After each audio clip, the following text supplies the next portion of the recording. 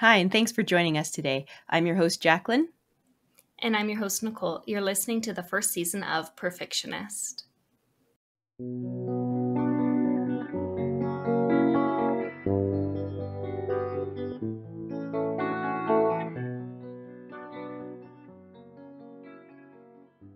In this episode, we will be discussing the first half of part 2 of Kingdom of Ash, more specifically chapters 68 through to 99. This is part 3 of a 4-part series. This episode will be filled with spoilers as we discuss major plot points and our opinions of them, but this is by no means a substitute for reading the book.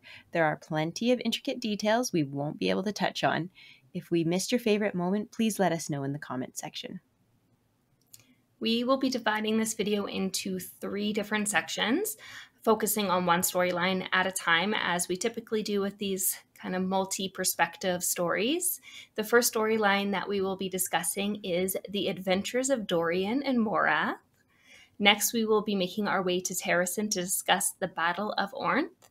And lastly, we will be joining Aelin and company on their travels to Terrasen. All right, so Dorian. He's got a major part in this section of the book. He's yeah. Wow. I have to say, I was impressed. Very, very impressed. I knew something big was coming. Didn't see this coming a mile away. This was so unexpected. Yeah, totally. Like this whole section and everything that happened with Dorian and Morath, I in no way theorized at all that was what was going to happen. Mm-hmm. No, it was absolutely splendid. I enjoyed every second of it. So did I. I think in the past, Dorian sections I've read, mostly because Manon was with him, and so that's what made it interesting, but I've found him kind of like bland, I guess. Yeah. But in this section, wow. Dorian's character is like a slow burn character. He's like really been building very, very slowly. And now he's like, boom. And it was just absolutely perfect for his kind of character growth. And I feel like we've been building up to this, and like this is like his moment. Yeah. So he's kind of like transformed himself. He's become really good at shapeshifting. His magic might be the most impressive magic in this whole story. I think, yeah, because like it mentions at some point in the story that his magic rivals or like is comparable to Aelin's. Like they are on the same playing field, and it is made clear. I don't know at what point in the story it's made clear, but at one point somebody says like they are equal. I think that Aelin, though, she's sort of limited to her fire magic, right? As crazy as it is, but Dorian, like he sort of has almost unlimited potential with what he can do with his. Yeah. Which also speaks to how powerful Aelin's magic is. Like, for sure. They're comparable. Yeah. No, the fact that they're on the same playing field shows like that her fire magic is like beyond understanding. But then like we see throughout this kind of section just how much his magic has grown and still has the potential to grow. Yes. Like it seems endless. It's very cool. And did you expect Maeve to go to Erewhon? No, I thought that was the last thing. Like she was like, said she didn't want anything to do with it. Like she's hiding from them. That's the whole point. The whole point is hiding from them. And so no, the very last thing I expected to happen was for her to walk through his doors willingly. Yeah. I was so shocked. What are you doing? It was such a plot twist. Like I did not see that coming from a million miles away. Yeah. And I was like very confused and like, okay, I'm assuming there's got to be some sort of a twist happening. But then I'm like, second guessing like every thought I'm having about this plot at this point. Yeah. Because everything is going, you think it's going the way that you thought it was going to go, but then it completely doesn't. So it's just totally. And having finished the section, I have to say that theme of thinking and then not knowing, it carries on throughout. Yeah. I think Sarah knew what people thought was going to happen, So she like pretended that was going to happen, but then it didn't happen. And you're I like, know, what? my goodness. Just, it's really masterful writing, I think. Like, yeah. She clearly knows her readers so well. And she's like, oh, they're going to think that I'll do this. So I will do it. But I won't. Not. So it's like, you're almost like, yes, I guessed it. And then it's like, not even close. I know. And then when Dorian proposed the whole marriage thing to Maeve, I was again so shocked. Yeah. So not only is Maeve in Morath, Dorian is there as well at the same time. And as sneaky as he can be, she's insanely powerful. Like, we have yet to see the full extent of a Valg Queen's power. It's is said in this section that the female Valgs are more powerful than the male Valgs in regards to the princesses. So I'm assuming it's also in regards to the queens versus kings. So she is more powerful than Erewhon. So she senses that Dorian. Yeah, no, that's the right word. He senses that Dorian is there and captures him. And I was like, oh, how is he going to get out of this? So he's like, I guess this is his thing. I'll just ask everyone to marry me. Didn't work out the first time. Maybe the second time it will. Yeah. Yeah.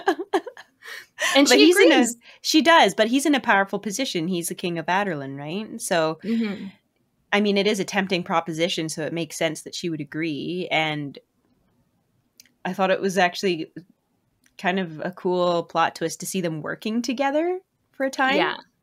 It was a very cool plot twist. And the fact that she was like kicked out of Dornell and no longer has a kingdom of her own, that kind of sets him up to kind of present that as an option, because she wants a kingdom to rule over. And he's like, I have a kingdom. Yeah.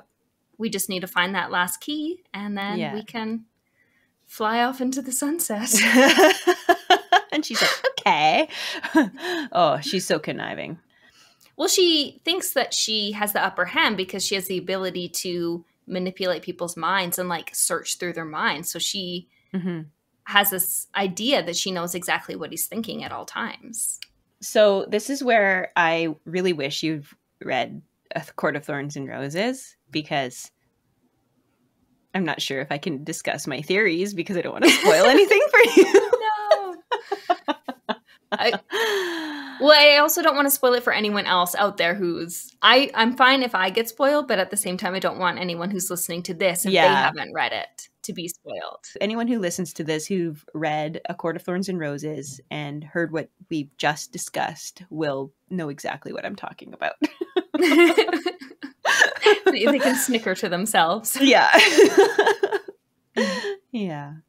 Oh, right. Okay, so something else that was super interesting about this section was that, okay, so I always assumed, and I don't know if I'm alone in this assumption, probably not, that the Valg had to infest someone else's body. Like, I didn't realize that they could create their own shape that they are residing within. So because Erewhon used to inhabit Duke Parrington's body, and now he's like this super handsome like physical form, I want to say.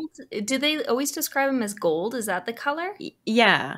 But like very attractive, but like he's so evil that it's just like the evil is just seeping off of him kind of thing. But he's supposed to be really beautiful. And so we find out like between like whilst Maeve and Dorian are kind of chatting about everything, that they can like create their own bodies, because like he's like, well, what's his true form? And she's like, well, that kind of is his true form.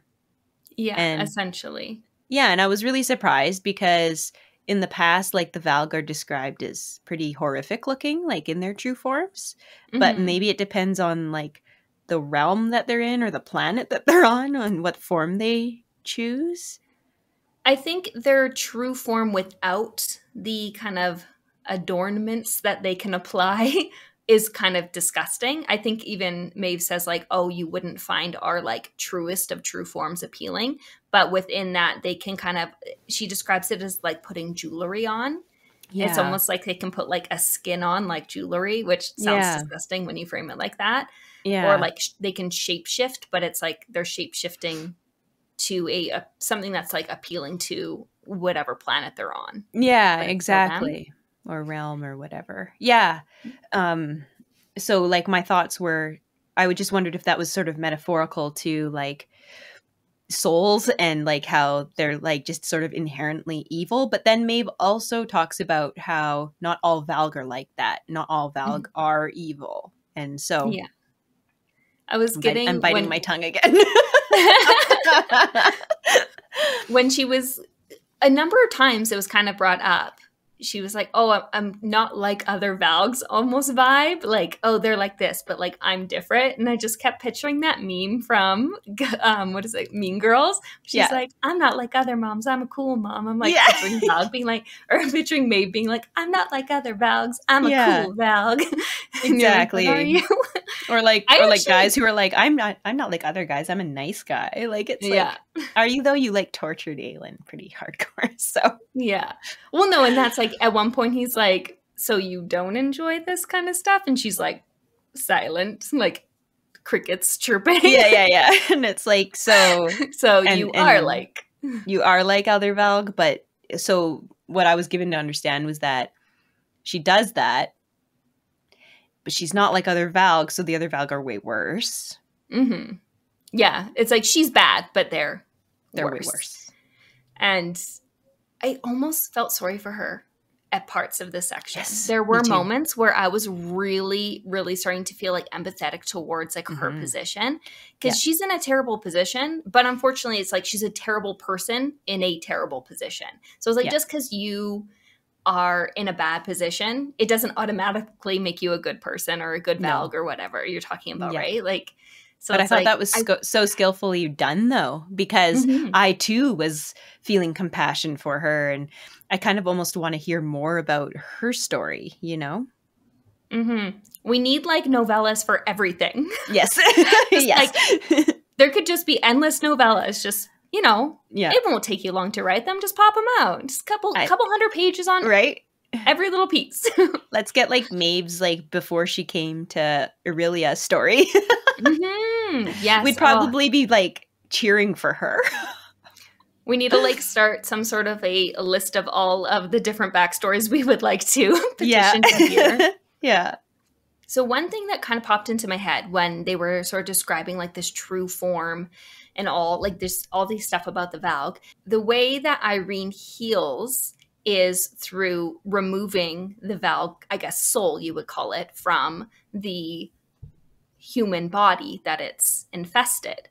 But if Maeve and Erewhon aren't in a human vessel, then how is she going to like remove, like how can she remove their soul from their true form? So how like will she be able to defeat them in her traditional way of defeating the Valg? I was kind of thinking that the way that I thought about this was that yes, but once they are removed or dead, that those forms would just be like an empty shell. Interesting. So yes, the soul can still be removed, but it'd be like maybe like the husk situation that they kind of talk about. Yeah. And that's how they do that just an assumption I made, so I don't know if that has any that, but that's just. Well, I'm glad you have at least a theory, because I was like, it's impossible. What are they gonna do? Right. Yeah, that's actually very complicated. The more I think about it, I'm sure. Obviously, Sarah has a plan. We just got to trust the process. Yes. I kind of low-key love that the Valg princesses are like way more powerful and deadly than the princes. I feel like that is very Maas to make the females more powerful. Yeah. And then we find out too that because Dorian was like, oh, the Stygian spiders are working for you. And she's like, no, it's the Karen Kui, right? So there's a definite distinction made there that they're very different. And the Karen Kui, rather, they have offered to like allow the Valg princesses to infest their bodies as like because they're so super loyal to Maeve.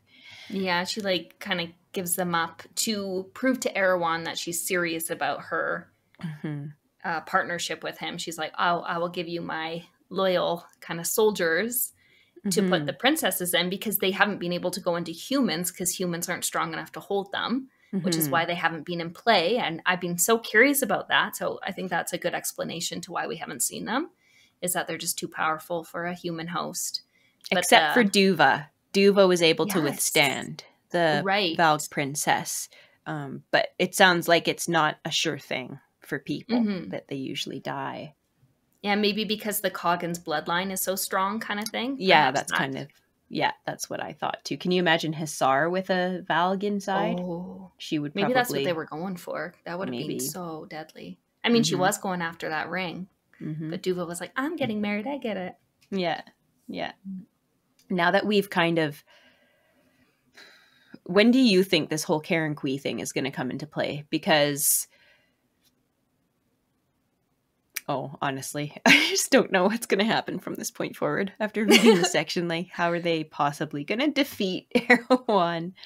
Yeah. I'm assuming that because, as we will discuss in our next kind of portion, there is a massive battle kind of underway at Ornth, and it hasn't really concluded fully. So I'm assuming that the next wave, there's going to be like kind of a second wave, and that the spiders will come into play there. And that's going to be like the final battle. Yeah. Yeah.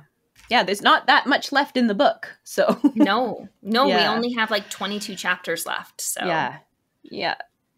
So Dorian does eventually get the third word key.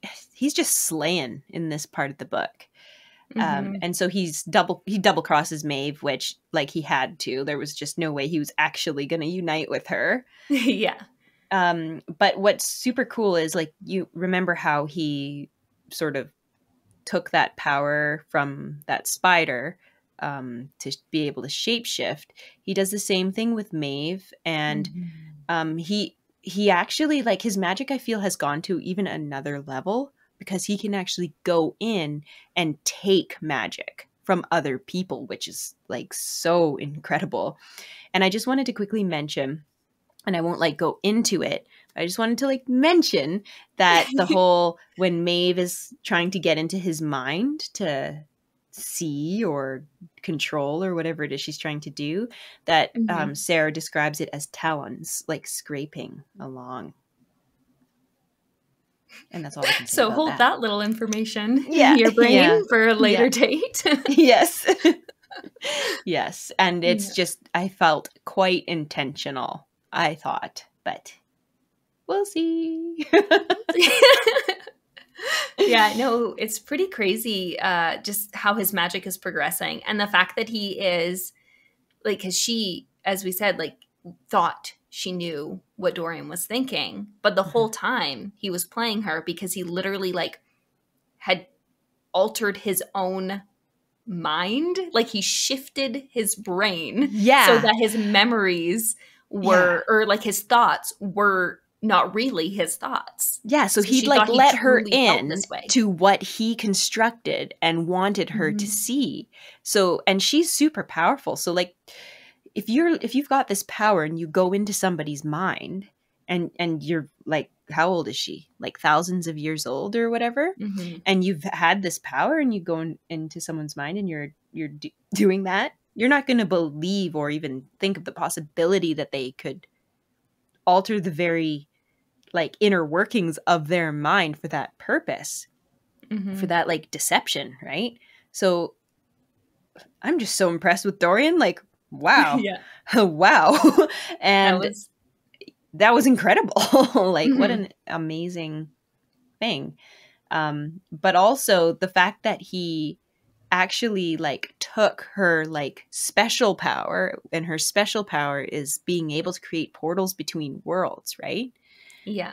And he took that from her. So she no longer has, like, a special power.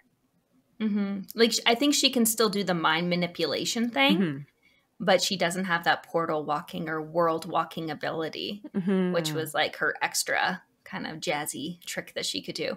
And I have to say, I thought it was so, like, funny that, like, her whole thing was she was tricking Erewhon by making him see something that wasn't actually there. Like, that was her plan. That she distracted Erewhon by showing him his brothers, but it was all like an illusion. And at the same time, that is exactly what Dorian was doing to her. Yeah. So it's like she was getting played, like using a page in her own book kind of thing. Yeah. Sort of satisfying. So satisfying. I thought it was also kind of interesting to know that ultimately that Erewhon wants is to be reunited with his brothers. Mm-hmm. And I'm like, why can't you just go home? But like, also, like, I don't think that's all he wants. Like, I think that's a part of it, but he wants to be reunited with them so they can continue to just decimate worlds and destroy. Like, their ultimate goal as a kind of trio is just to like take over as many different worlds as they can, which is just a very evil way to be. Yes. We kind of leave Dorian as he leaves Morath, but not only does he take away the power that Maeve has to like portal and walk through worlds and takes a piece of her magic so he now can do it. He does like the ultimate middle finger up to both Maeve and Erewhon by destroying Morath. So he's used his like ice magic to completely destabilize the structure of the building. And then he just let it crumble and like let Maeve crumble in it, knowing that both Maeve and Erewhon would survive. But he wanted, like, he could have killed her, but he's like, no, I want her to survive because then Erewhon will like capture her. So it's like the ultimate, like, you get exactly what you don't want. Yeah. Because now he knows that you've tricked him. Yeah. The fact that he destroyed all of Morath, though, and the way that he did it was so creative. Mm-hmm.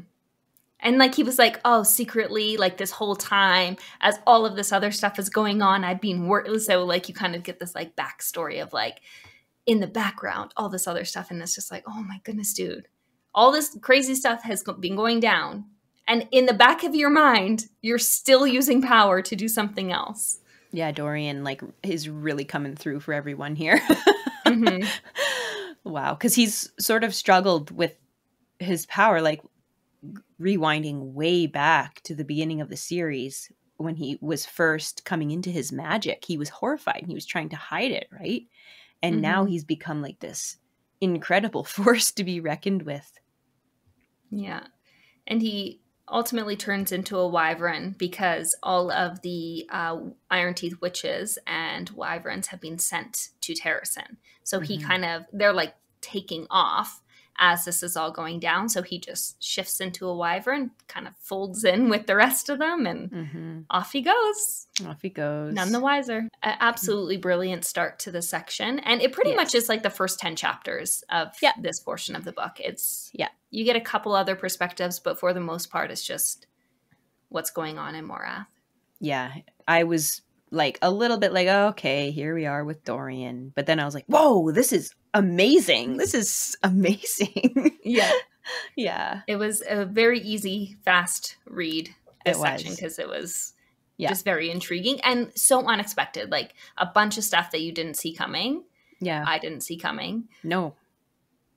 Me neither. Like, absolutely not. I was like, we've spent so many hours reading and dissecting this series. So I was actually really amazed that to like still be surprised, you know? Yeah, it's nice that even when you like sit and think about something that you can still, the author still has something up their sleeve. Oh, totally. So back in Orinth, everyone, it's quite, it feels hopeless in a way back at Orinth. Everyone's preparing for a siege. It's very depressing. Yeah. And I just felt this cold sense of dread whilst reading about Orinth. Like, and poor Evangeline is really struggling with the nerves before the battle. And I thought that was really well depicted, very realistic. Yeah, and they're counting all the numbers coming in, and they've got like 100,000 they end up with, like counting about 100,000 against them. And yeah, it's not really bad. It seems hopeless, actually. This whole storyline has just been like absolute devastation. It's just so depressing to read this storyline. And like I think we mentioned, it was kind of hasn't been the most exciting storyline. Mm-hmm. Because it's like the hardcore nitty gritty battle has pretty much just been like they are holding this war together by like the threads that are left, and the threads are about to snap because they have hardly anything left, and Morath has just sent the biggest army yet. Yeah. And they have just been dwindling. So as Morath's army is growing bigger and bigger and bigger, their army is getting smaller and smaller and smaller. And they're like down to their like core group. Yeah. And obviously they still have like a bunch of soldiers and stuff who are fighting for them, but it's getting very, very small. And then on top of this, like they're just so sad. Like, or like they're just so defeated. And 3 witch towers come into view. Like, one witch tower had them running last time because they were in Pranth, and like they had to completely like just, what do you call it? Retreat. Exit. Retreat. They had to retreat because of one witch tower, and now there is 3 heading straight for the city. I mean, thankfully, they were able to destroy 2 of them with some quick thinking and some, you know, just sneaking out. And they used like the fire lancer powder or whatever to create, I don't know what you call them, but essentially they lit them on fire and blew them up. But they weren't able to destroy the 3rd one. So there's 1 still in play. And we know 1 is enough to completely destroy them. So yeah. Oh my gosh. I'm glad they got rid of 2 of them right off the bat, because I think that if they had to contend with all 3, they would not have had a hope. Oh, man. Yeah. And then, thankfully, finally, like, wow, talk about waiting till the last minute. Aedion finally tells Lysandra, like, that he loves her. And it's like, God, like, seriously, you guys, you could die. Like, yeah. This is literally your last chance. Yeah. Yeah. Say it now, or you might not get a chance. Exactly. Yeah. No. I was relieved that it finally all came out, because I thought it was a bit in face of what, and like, considering what they're facing. Come on, like, just put your other stuff aside. Yeah. Like, you know. Yeah, you've both had a chance to be mad at one another. You've kind of, I don't know, punished isn't quite the right word, but you've stood up for what you believe in. And now it's time to accept your true feelings. Yes. So, but Lysandra doesn't make him like super easy for him. No. She's like, we as readers know. But she's like, and Lysandra, I love her. I just love her so much. And it's just an incredible arc for her character when you think about what we knew of her at the beginning. And we kind of, at least, you know, you're made to kind of dislike her because it's like she's just this really petty, catty, you know, against Aelin, right? Well, back then, Selena. But now she's just like the VIP, I feel. She's the MVP, rather, I feel. Yeah, no, without her, this probably would have ended a long time ago, I have to say. So with everything that's going on and all hope being pretty much lost, you would think a win would come. You would be like, they're ready for a win. But instead, they get a loss. And they get a horde of Iron Teeth witches, the ones from the Farian Gap, have all come. They've been sent and have joined the army. So what was it, like thousands upon thousands, 100,000 was it? Foot soldiers. I don't know. Yeah, foot soldiers, And then the whole horde of Iron Teeth witches. Yeah. So now it's like, well, there's literally no hope. Yeah. But Manon and her 13 show up, and the Krakens, and Manon's, you know, she's the Kraken queen now. So she's got her, is it like a crown of stars? Yeah. And anyways, it's pretty cool. But even though like that is a formidable, I want to say army, but not quite, but you know what I mean, right? Coven. Group Coven. Yeah, they're very formidable in the face of everything else. It's just like a drop in the bucket, really. Yeah. 13, they fight more than just 13. It's like probably more like having 30 or, you know, more, but it doesn't really help against an entire fleet of Iron Teeth witches. Yes. So the 13, though, this is really cool because I love seeing the 13 in action because they're so deadly and they're so well trained. And they stick to their training and they're so loyal. Mm-hmm.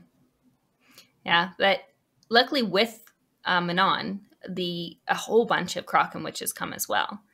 And it's interesting how like the visual that is kind of depicted of like they come down and at first they're like, oh no, we're being attacked. And then they realize it's Manon. So they're like, don't fire. And she's like, oh, I've brought in some Kraken witches. And they're like, well, how many? And then she's like, look for yourself. And like, it's like this idea of they look up towards the mountain and it's just red from all their capes. Cool. And just every time, I don't know what it is about the witch scenes, but like the visuals I get in my mind are just like top notch. Yeah, it's pretty cool. And it's a really good morale booster. And even Evangeline is like, woo, and they give her an extra Kraken cloak. And she's like, I want to be a Kraken witch now. Yeah. It was so cute. It was cute. And I thought that was a nice detail as well. Mm-hmm. A little lighthearted moment amidst the absolute devastation that was going to happen. Yeah. Aedion is battling a Valg prince, and the Valg prince is like, basically, why won't you die? Yeah, and he seems to have this like magical shield of some sort that's like protecting him. Yeah, exactly. And then it turns out that I guess Valg, it's more difficult for them to fight Fae as well, or at least that's implied. Mm-hmm. And Lysandra, meanwhile, has gone into her sea dragon form, and then in brackets, I think it was in brackets in the book, they're like, oh, it should be river dragon because she's in a river. Yeah. But it's kind of cool because it's super cold, and there's like all these ice flows or like little mini, I want to say like icebergs, but they're called flows, I guess. And she's white. So it's kind of cool because it's almost like a camouflage situation. At least that's how I was picturing it. And I was thinking, okay, well, how is she gonna, like, how is that gonna help? But then she just basically like flops herself onto the like land and just like writhes around. And I guess she's massive. So she's like crushing them and biting them and like, oh, Lysandra, you are hardcore. And then she goes back in. And then, you know, like, oh man, that's just epic. How terrifying would that be? You're just like, yeah, I'm fighting. Oh my God. Like, yeah. Humorous, but also very, This would make such an amazing scene because like as the battle starts, it's like all the Kraken witches just like head straight for the Iron Teeth. So it's like witch on witch. And then you have Aedion and like fighting this Valg. And then of course, in true Lysandra fashion, just taking on the entire front line all by herself. Yeah. Because what else would she do? She's so effective too. I just want to like, quick little aside. I was thinking about this morning. I was like, we haven't heard any more about Falk. I'm assuming he's with the Terrasen. Yeah. The troops walking their way to Terrasen. Yeah, but I don't think he was even mentioned in this section. No, I don't think so. Yeah. So we'll have to see what happens with him. I'm assuming he'll pop up again, but yeah. For now, he's been doing his thing on the sideline. Yep. So as the battle is progressing, things are looking pretty dim. And you're like, okay, it's got to be, you know, they got to turn it around here somewhere. Like, this isn't the end of the book. Things have to turn around at some point, right? You would be if you thought that. Because, no, out of absolutely nowhere, in my opinion. Yes. Iskra? Is that how you say her name? Yeah, that's how I say it. On her like massive wyvern bull comes and just like chomps down on Abraxas' neck. At least that's how I was picturing it. I don't know if that's exactly how it's described, but like just like has Abraxas' neck just in his massive jaws.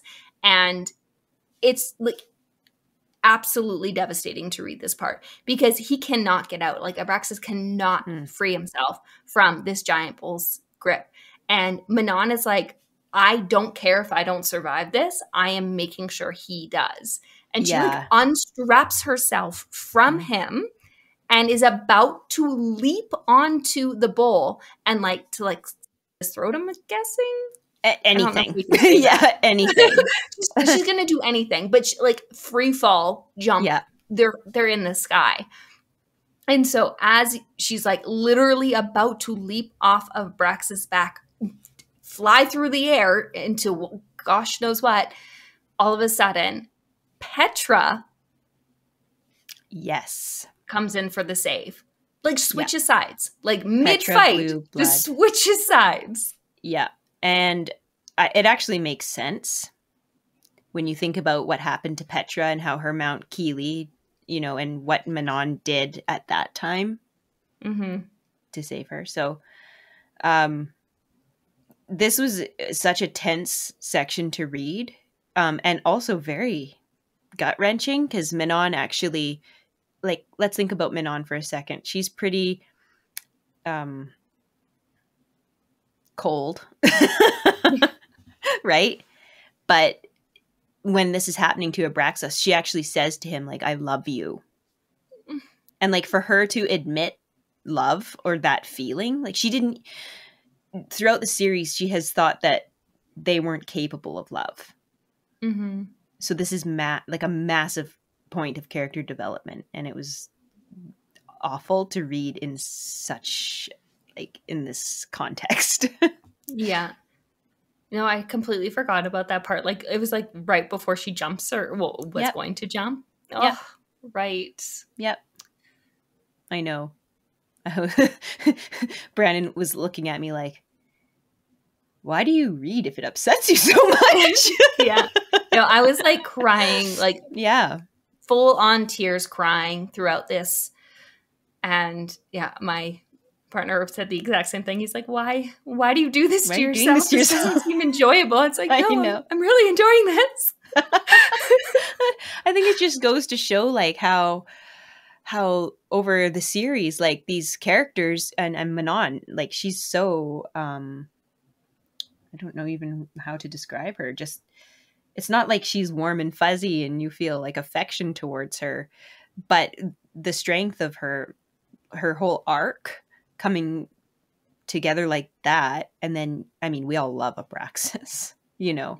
So, but I was very relieved as this went on because then she realized that the bull, yes, he had a hold of Abraxas's throat, but it wasn't like enough to rip his throat out. So although it was a bad wound, it wasn't necessarily over for Abraxas at that point. Yeah, no, he was still flying. Like they're still in the air at this point. Yeah. And as this is all going down too, they realize that Moras armies are trying to get in the way that Lysandra had come out through the river. So in Lysandra kind of coming out in the river, it was an awesome kind of sneak attack, but it also let them know that there was an entrance through the river. So exactly. That was like Manon was trying to stop that from happening when she was attacked. So Petra's like, you go and you kind of deal with that. Yeah. I got this. Yeah. And then an epic battle between Petra and Iskra. And Manon is kind of watching it.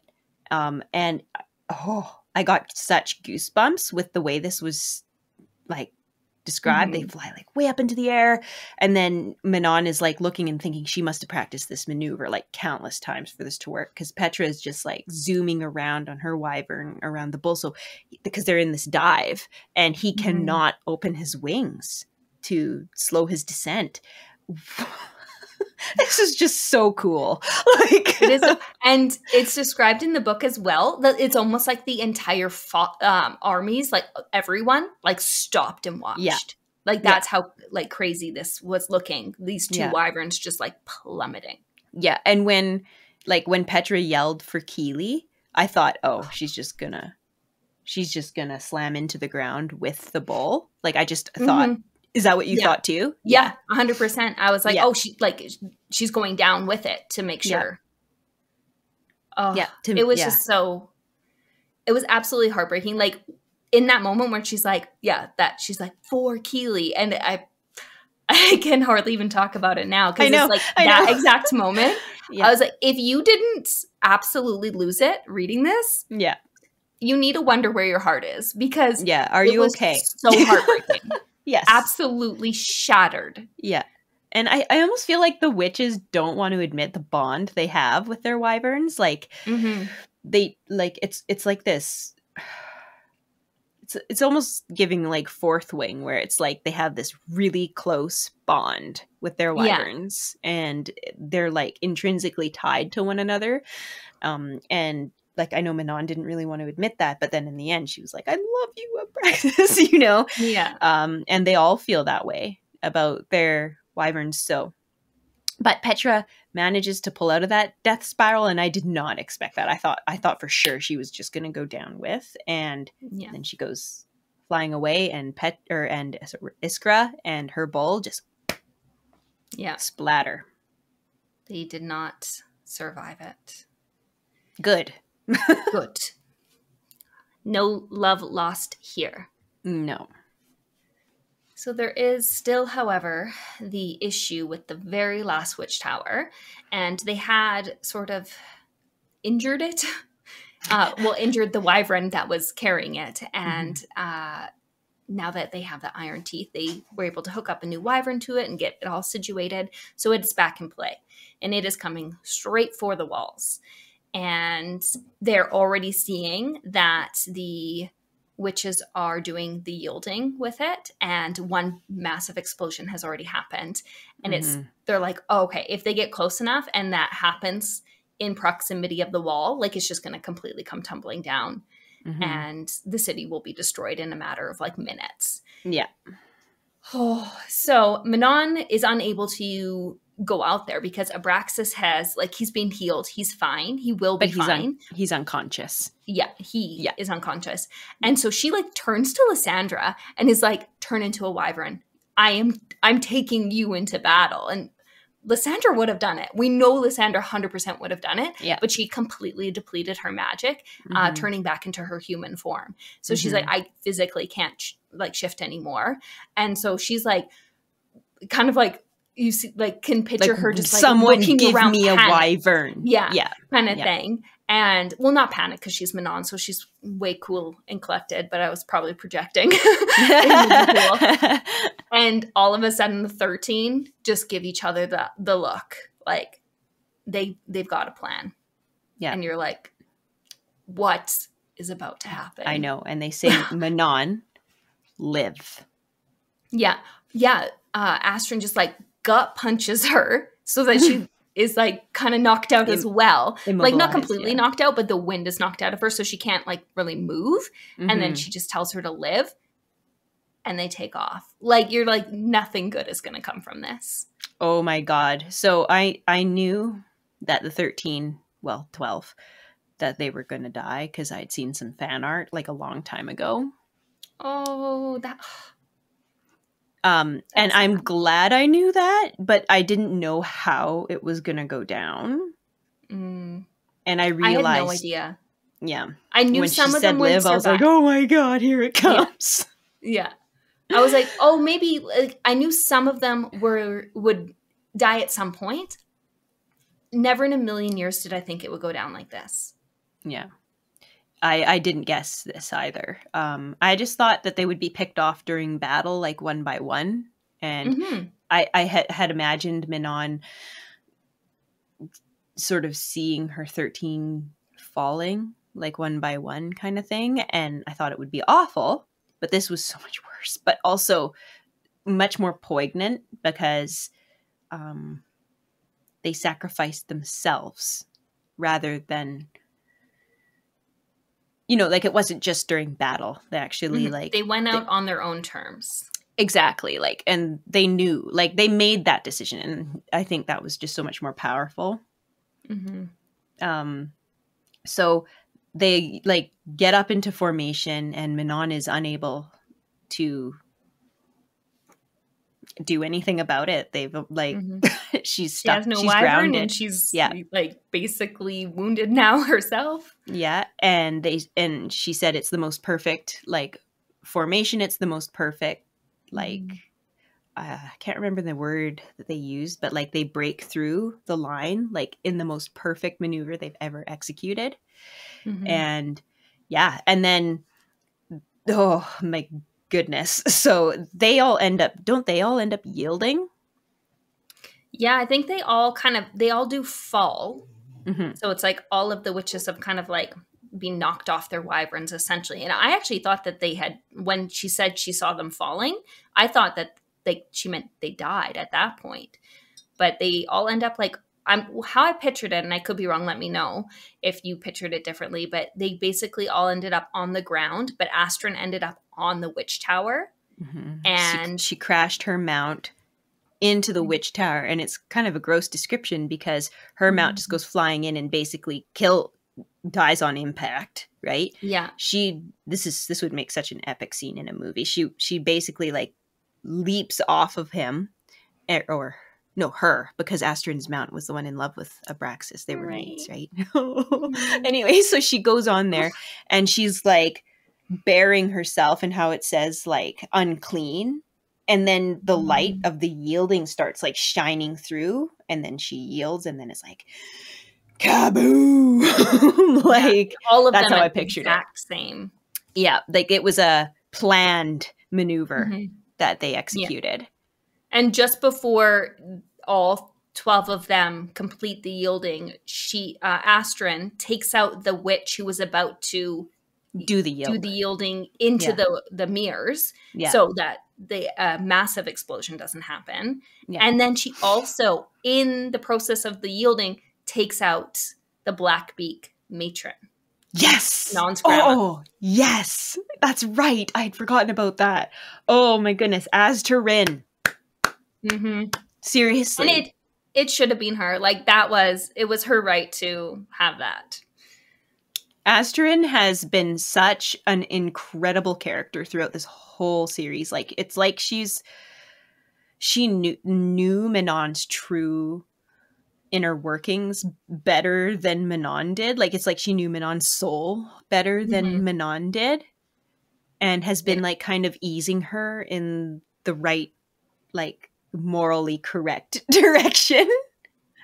Yeah. Like this It's whole like she time. was Manon's guiding light through this. Yeah. And I wonder if it's kind of like, oh, now Manon has Dorian who can kind of like, she can lean on. So it's like, not that obviously nothing can replace her 12, Yeah. but it's like she's not completely alone. She's got another family. So maybe it's like they felt she'll be okay. And she's got Yeah. the Krakens, and like, so it's like she's built this other life, and it's like she can go on and do what she's sought out to do. She doesn't need us anymore, sort of thing. Like we can Yes. fulfill a purpose here.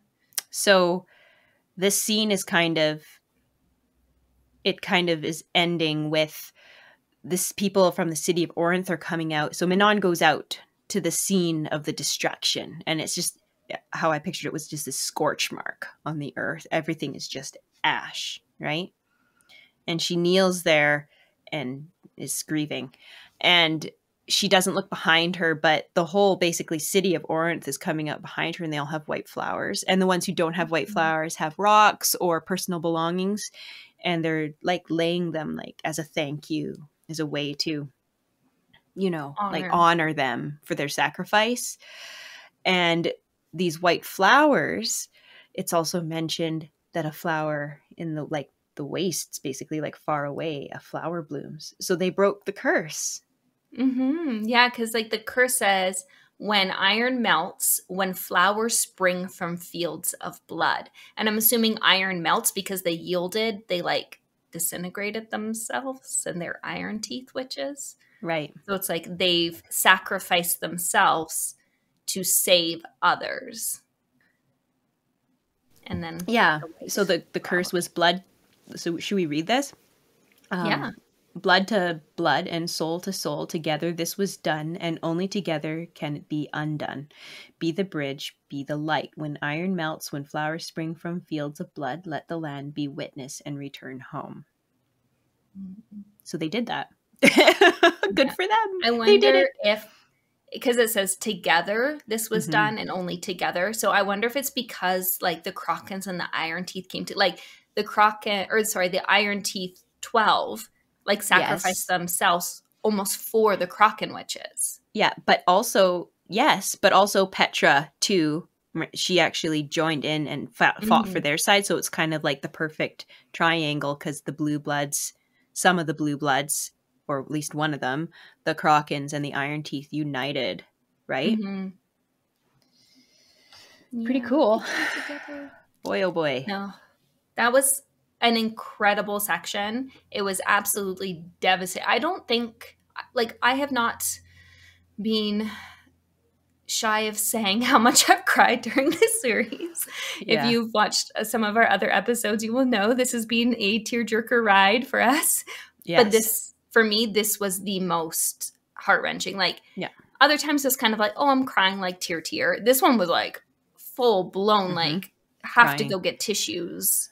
Oh, yeah. Like, I actually felt it viscerally through my whole body and even my legs. I was like, am I okay? Like, yeah. But, like, it was intense. It was intense. So intense. And, yeah, it was just, like, okay, I'm understanding now why everybody says this is a heart-wrenching read, or people are like, oh, like, I can't handle this. This is so, yeah, I get it. Mm-hmm. Like, yes. Of course, just before we're kind of reading the scene, like probably the day before, I was like, I don't know what everyone's talking about. Like, everyone's like, oh, this book destroys me, blah, blah, blah. I'm like, we're not well over, but like, we're a good way into more than halfway through the book. Yeah. And I'm like, it's being like sad here and there. It's being heartwarming here and there, but it's not being soul destroying. Yeah. I spoke too soon. Yeah, you did. Because, yeah, this was, yeah. Yeah. That's probably the most emotional impact I've ever had from a book in my life. Yeah. I can say the same. Yeah. But we are on to our last section. And surprisingly, like, this basically is how it went down in the book. Like, normally when we do our section by section, we're kind of like squishing pieces together that don't normally go together. Yeah, but and like jumping back and forth. Pretty much read. Yeah. Like it stuck with one storyline for the most part. And the last part of this section of the book was basically the entire part of Aelin and her company. And we find them around the Farron Gap, and they're expecting to be battling witches. They're like, oh, it's going to be tough for us to get through here, but like we have to go this way. And they get there and it's just empty. There's no one there. And in a way, I mean, well, not in a way, that is bad news because we know why they're not there. We know why they're not there. And when Aelin puts that together, it's like, oh no, because like, how are they supposed to get to Orinth fast enough to help? Right? They're on foot, right? Mm-hmm. And clearly the witches are very gone. Oh, and this is actually really funny when they find Uncle Vernon. I thought it was funny. The reason it's funny is because Dorian actually shapeshifted into Vernon when he was there, and he kept asking Erewhon questions, and Erewhon's like, oh, you are sure asking a lot of questions, right? Oh, and then he's like, how did he get sent there? Didn't we just see him in Morath? No, you were 100% right. Right? And then he's like, he said I was asking too many questions. I did not put that together. I'm so glad you mentioned that. I had a little giggle. Yeah, because he's probably like, what questions? Yeah. Oh my goodness. That is so funny. Yeah. So they go ahead and like, remember Vernon, he was horrible to a Lide, or is it a lead?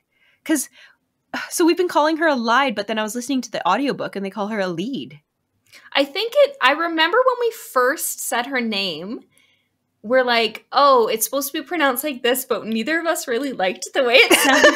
So we just decided to call her Allied. So I think that was just a choice we made at one point to just ignore okay. how it's supposed to be pronounced.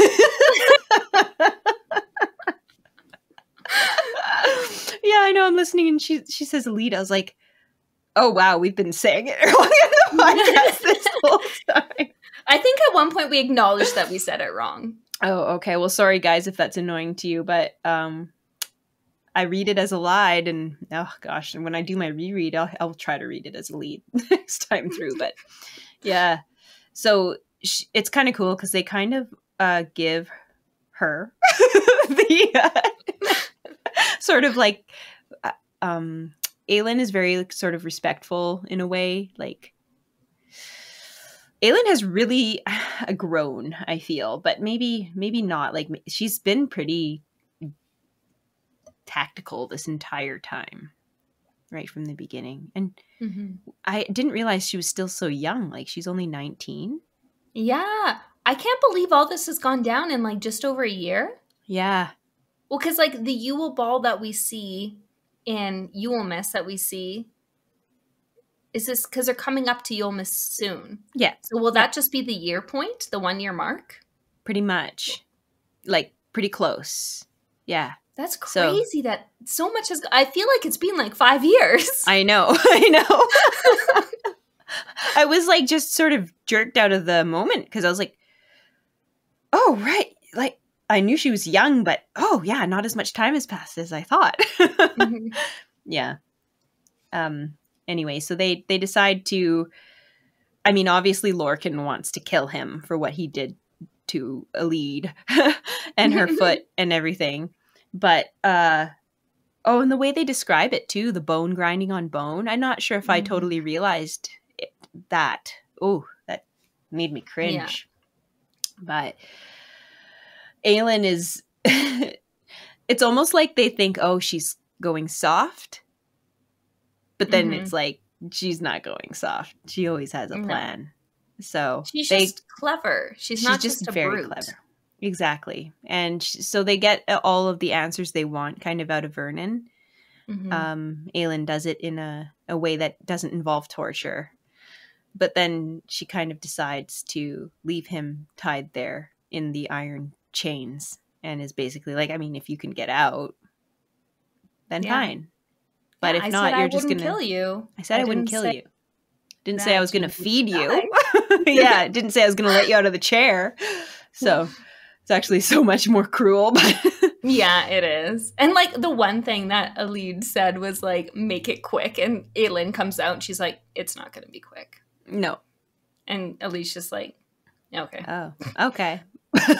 In a way, it's almost, I think, probably a little bit of a relief to not have to make that decision on Alid's part. Like Aelin took that decision away from her, and I think that was maybe even kinder. Yeah. No, I'm sure that she wants to do what she knows is like the right thing because like that's who she is as a person. Yeah. But I think in a way she won't have to live with his death on her hands. Yeah, exactly. With the information they got from Vernon, they're basically caught up with everything that he knew went down in Morath, essentially that Maeve is there, which is like, that's a huge news for them, and it's good for them to know because obviously that's going to impact the battle, them believing that her, Maeve and Erewhon have teamed up. Because that's what Vernon believed, and that's what they believe is happening. But luckily... Dorian actually finds his way to them. And he's like, because he's in a wyvern form, and they're like, a wyvern's coming. And then he's like shooting little bursts of magic, being like, it's me, don't kill me. I'd forgotten that part. That was so cool. I was so like, it was just, as the reader, it just makes you so happy to see friends reunite again, like after such a long time apart. Yeah, no, him and Kale finally getting to see each other, and like they just like they're like, oh, brother, like the second they saw each other, it's just like, and they're then besties. they're besties and they're like hugging and like crying and like Mm-hmm. then Irene comes up and Cal's and like, this like is my wife and she's pregnant. Huh? yeah. Like I think because he's like this is the healer and then like you like kind of I was gonna say you see, but again, this like you don't see anything, you're just reading this. But a flash of kind of remorse or like sorrow is described on Dorian's face because of Sorsha. Because like I like Yeah. how it's not like she's forgotten. Like No.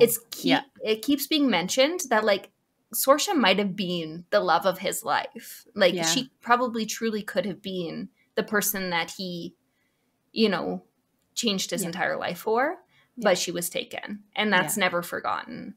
Yeah. And I like I like that too. It wasn't just like a plot point to push the story forward. It sits with him and it continues to sit with him throughout the story. Mm-hmm. The arrival of Dorian is sort of nerve-wracking for Aelin because on one hand, it's awesome to see Dorian. On the other hand, she knows that he's got all 3 word keys. So, given the whole prophecy thing and everything, Aelin's kind of like, oh, okay, I guess I gotta go die now, basically. Mm-hmm. And she does not want anyone else, like, because it could be her or Dorian with the bloodlines, but she does not want him to do it. She's like, no, this is up to me. Mm-hmm. Yeah, she can't live with herself knowing she let someone else do it. Mm-hmm. And they decide to vote. Yeah. On like what path they should take. Yeah, and whether they should use the keys now or continue to Terracin. And they're like, let's just use the keys now. Yeah. Yeah. I like found it so heartbreaking that because Aelin didn't vote herself. She made everyone else vote, but she didn't say what she wanted because she later revealed she didn't want to influence anyone, but she wanted to go to Terracin and fight. Like she wanted to do one last battle before sacrificing herself, and everyone's like, nope, you can go die now. Yeah. I was like, are you serious? Part of me is like, I don't know if that's how everyone would have actually voted. I think that the reason that they chose to go in that direction is because they were wondering if Erewhon was gone, if the rest of his army would just sort of fall. I feel like that is too big of a what if. Yes, I feel like I agree. Aelin's powers are more, they're a sure thing. You know they work. They're tried and true. Yeah. Why mess with a good thing? So what if you kill your biggest weapon and it doesn't stop Morath? I thought that was a strange decision. I thought it was a strange decision. I was just very frustrated with this whole part. And but I did think that it was fitting that they happened to be near Endovier or in Endovier, near the salt mines. Yeah. And that's pretty significant. And they mention the significance of it, like coming full circle. Mm-hmm. So, yeah, that was a pretty awesome way to do it. They decide to do it in the middle of the night. Yes. Rowan actually convinces Aelin to at least try to combine her powers with Dorian. And I'm like, yes, I called it. I was so excited. And it turns out that the combined power of Aelin and Dorian, even though just one of their powers would have been enough, the combined power of them would not be enough to save either of them. They will both have to die.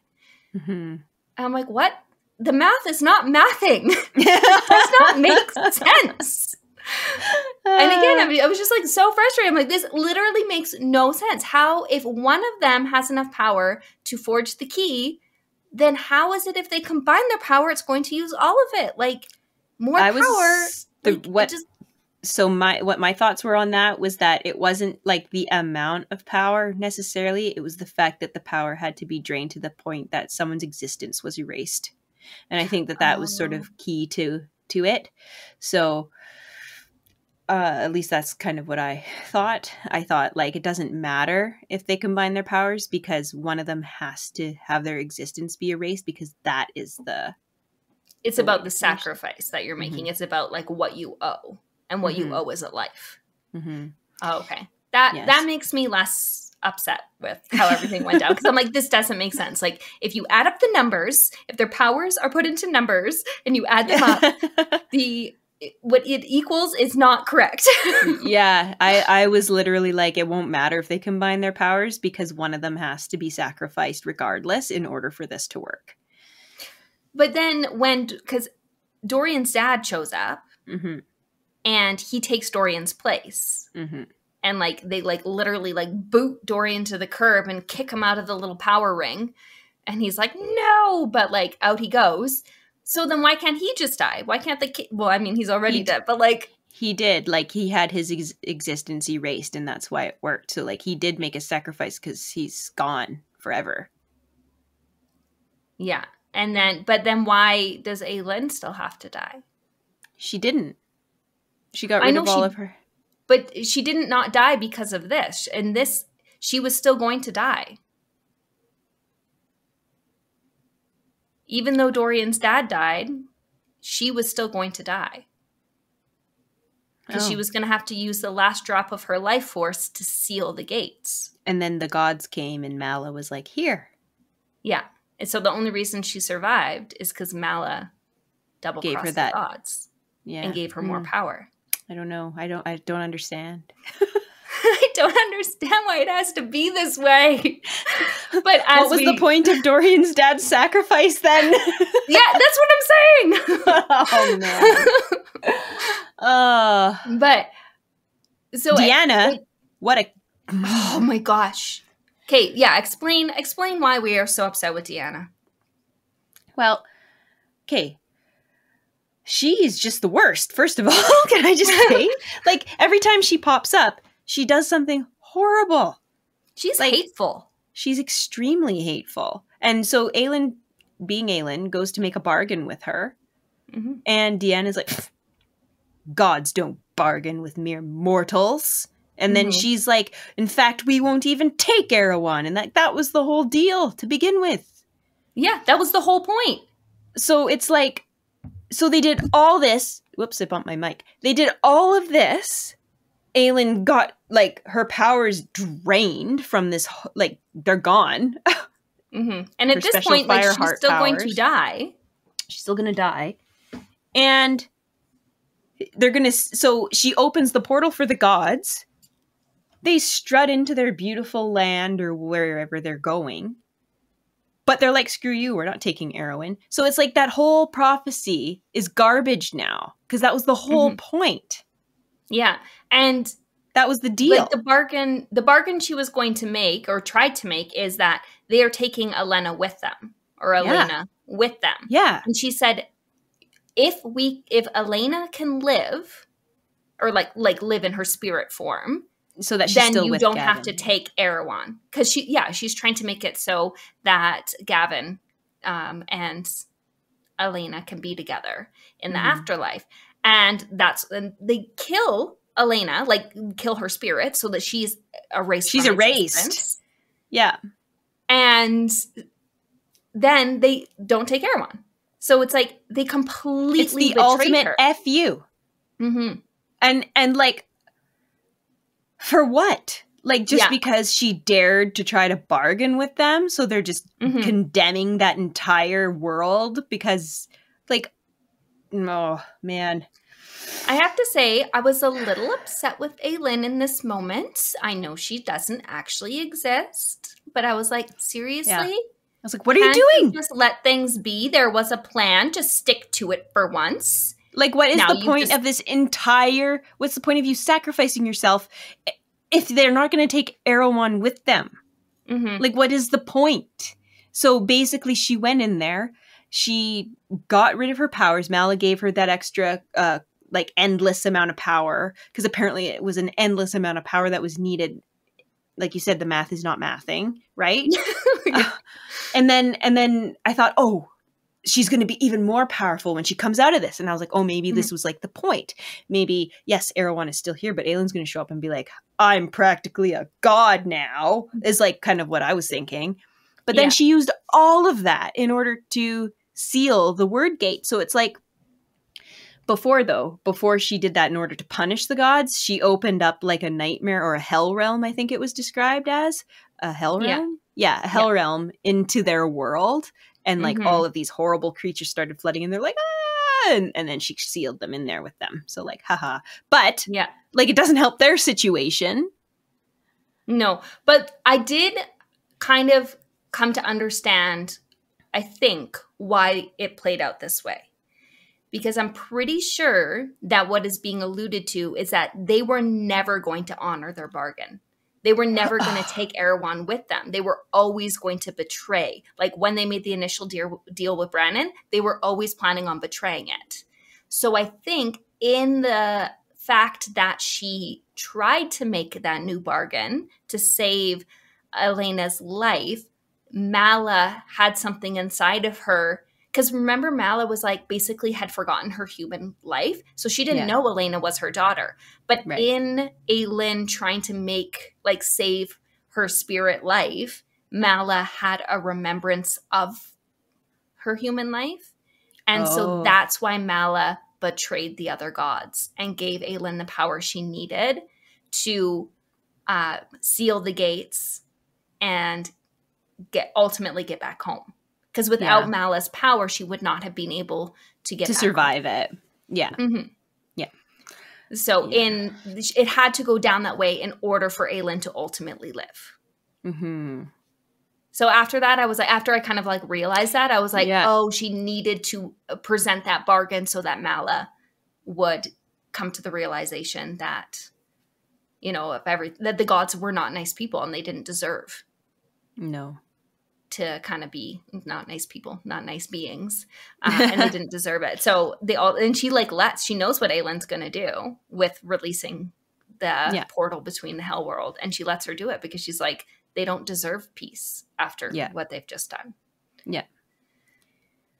But also, in order for her to get home, she needed one last piece of the puzzle, and sneaky little Rowan knows Aelin and knows she's up to no good all the time. And he hides a key almost, or a map. He hides a map in the new tattoo that he gives her. Yes. He puts word keys in her tattoo. So she can find her way back to him. So romantic. So romantic. Oh my goodness. So she's like tumbling between worlds. Oh, I just remembered I have an awesome meme to send you. Okay. Yeah. Yeah, so she's like tumbling between worlds. And then again, for people who've read A Court of Thorns and Roses, we know the couples who the male helps slow her down so she can find her world. We know who that is. I don't know who it is, but as I was reading it, I was like, I'm pretty sure this is an ACOTAR reference. Like, I'm pretty sure this has to do with that world. So even if you haven't read it, like, I think it comes across pretty clear if you know of that world. Because, like, in all the imagery for ACOTAR, it's all, like, mountains and stars and, that kind of stuff. So it's like, oh, okay, I see what you're doing here. Yeah. Oh, I was like, yes! And so, yes, I have a meme somewhere in my phone I need to send to you regarding that in particular. You have to read ACOTAR first. But we'll get there. Anyway, that male sends some magic to her to slow her down enough that she can go back into her world. And then she does. And then that's when we find out she still has magic, but it's like a normal Fae amount of magic, not like the incredible, explosive, sort of almost nuclear power she had before. She just has that drop of her mother's magic left. And like it says she lights like a tiny flame in her hand. Yeah. Yeah, so. She still has fire and water magic, but they're just like ordinary magic. She no longer has Mala's magic. She could probably light a candle. Yeah. Kind of thing. I mean, and like it could be something where like she could build it up to like, a regular, because even Keltane, like she had fire magic and she could do more than, I mean, obviously she became very powerful once she had the word key, but I think people with general magic can do pretty impressive things with it. Look at Rowan's magic, right? Like his wind magic. Like, I mean, maybe, how he like removes the air from people's lungs. Like maybe she can fry them from the inside. I don't Yeah. know, right? I have hope she can build her magic back up, and I have hope that now that her fire magic isn't consuming her, that her water magic, I guess that's maybe like a prediction for what's Maybe to it come. balances it Her out. water magic will kind of become stronger. Yeah. Oh, I thought it was also very sweet how she really held on to that piece of her because it's from her mother. And I thought it was beautiful. Yeah, it was going to be her last piece that she gave away, but then Mala gave her some so she could keep it. Oh, it was lovely. And But I also really enjoyed that because Aelin has always hated that piece of herself. She's been afraid of her fire magic right from since she was a little girl. And now it's set to a place where she's going to be like internally happy with herself. But it does. So then we reached chapter 100. So we read chapter 99. We've stopped at 100 and now we're going to read the rest of the book. It does beg the question of like, how on earth are they going to defeat Erewhon and Morath? Like, so now I feel like it's almost all up to Dorian. Like and they're going to, I think Aelin is kind of putting a lot of eggs in Irene's basket as well. Because Irene was like, at one point she's like, I can do it. I can heal, or like, you know, I can use my healing magic to like solve this problem. And she said at one point that the reason she wanted them to vote was not to actually vote, but to hear that they could do it if she died. With Irene, it was a strategy, as it always is, right? Irene, though, like there's so many consequences if she dies, like because her life is tied to Chaol's, and and she has a baby. She has a baby. Also remember how when they were talking about like banishing not banishing, but sending the gods back to their land, how Irene was like, well, I don't know how to feel about that because I'm blessed by Silba. Right. So that's another piece. So is different people's magic going to be altered now that the gods are no longer in their worlds, or was that like a gift that like once it's given, it's kind of there? We don't know. I guess we'll find out.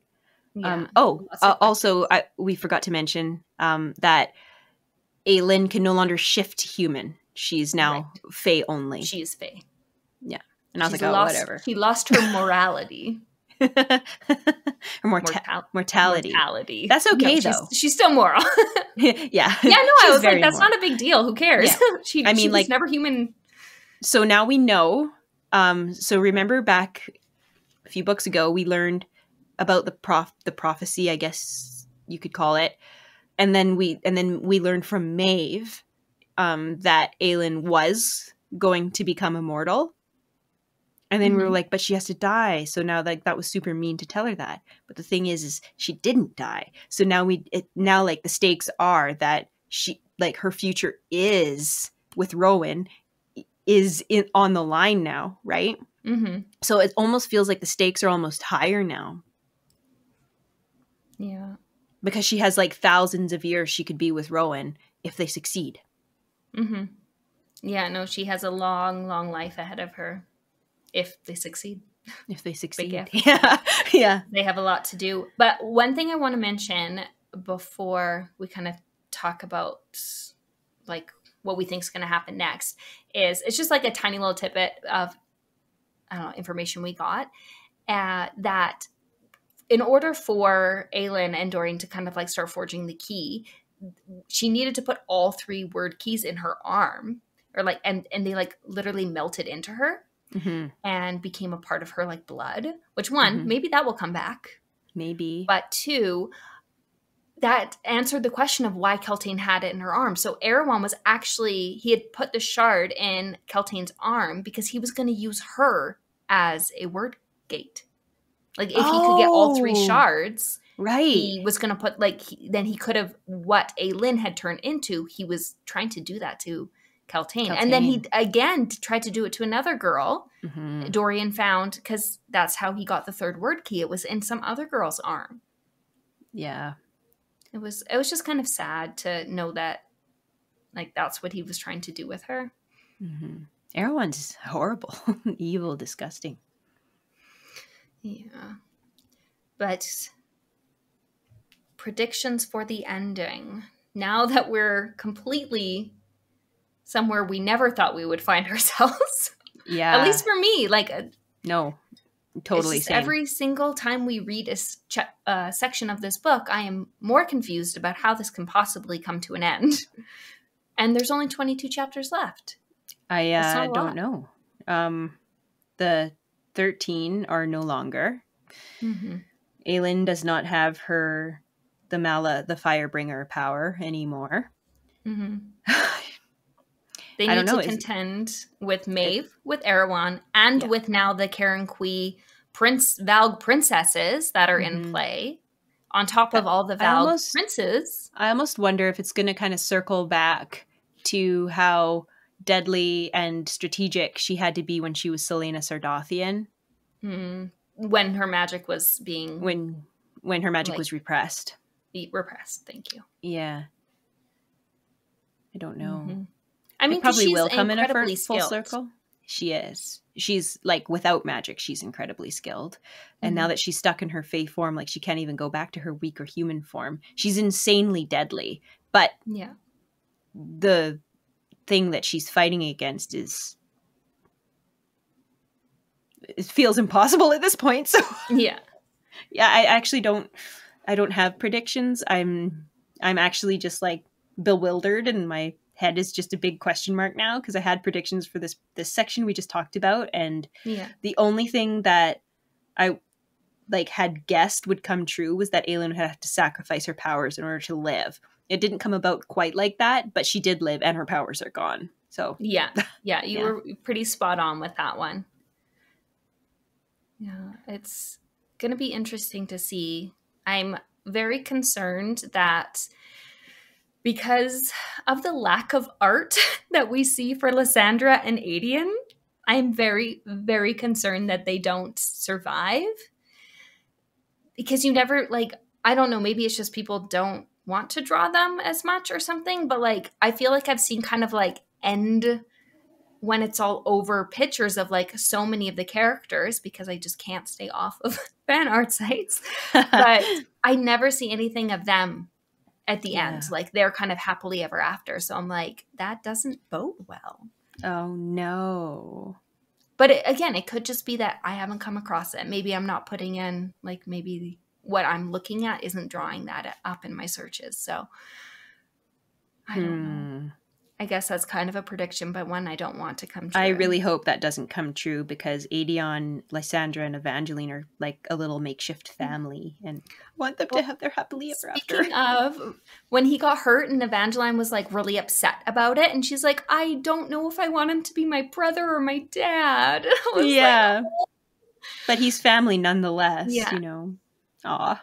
No, for if for no one else, for Evangeline, I hope that they survive. And actually, now that you mention her, I feel like that would be too cruel because she's already being taken away from her family and put into a horrible situation. So then for her kind of newfound family to be taken from her, I think that would be too cruel. Like, I don't think we would go to that level of cruelty. I hope not. And by we, I mean Sergei Maas and not us at all.